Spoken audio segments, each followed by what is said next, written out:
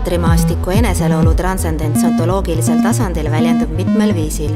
Subjekt oma metatasandil ei ole asi iseeneses, vaid ekstragenees voluntaristlikust viivitusest, kuna kontseptuaalses krititsismis puudub põhimõtteliselt klausuur.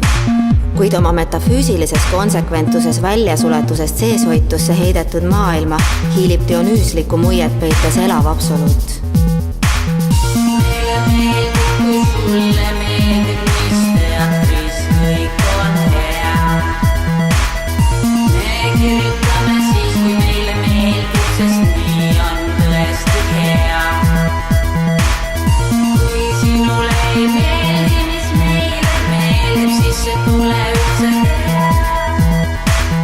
Sest meile ei meeldi, kui sulle ei meeldi, mis me meelest hea.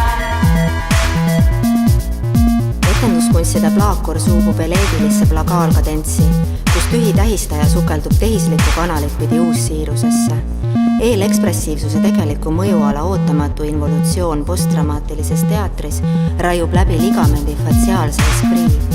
Postmodernistliku teatri olematu mõnuprintsiip reflekteerib postinimese surmatungi ja dekonstrueerib meie küberkehad modernistliku polügaamia räsitud resultaadiks. Tuleb keegi talle miski meeldib, mis pole üldse hea. Siis kordama talle peame veelgi, et heita suure pea. Ei mõista ise keegi, mis talle üldse meeldib. Kui siin nii on hea. Teater kui poolsuletud silmne hedonist, kelle nautlev, kuid hoiatav ilme peidab oma isiklikku aega ja ruumi. Siin sees on kõik võimalik. Kohtuvad täiuslik irratsionaalsus ja absoluutne ratsionaalsus, vaim ja mateeria, olemine ja ei miski. Nii sünnib lõpmatus substantsis igavesti objektiveerub tähenduste seeria.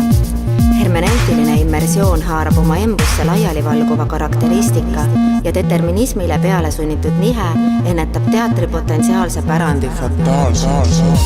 Meile meeldib ja sulle meeldib ja